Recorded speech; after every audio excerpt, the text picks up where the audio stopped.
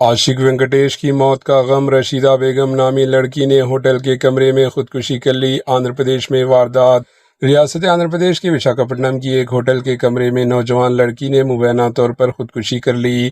یہ واقعہ hotel 365 innovation میں پیش آیا۔ متوفیہ کی شناخت رشیدہ بیگم مسلم کے طور پر ہوئی ہے، جو ضلع بوبیلی کی رہنے والی تھی۔ پولیس کے مطابق وہ گاجواکا میں بیوٹیشین کے طور پر کام کرتی تھی۔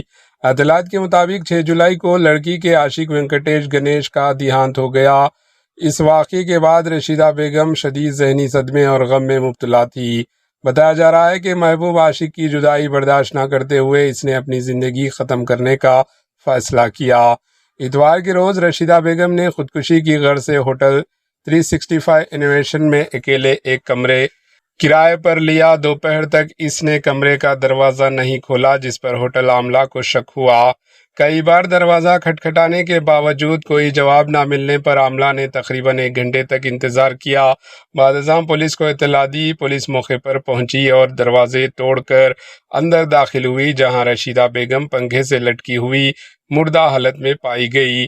پولیس نے معاملہ درج کر کے واقعے کی تحقیقات شروع کر دی۔ Bureau report, AHN news.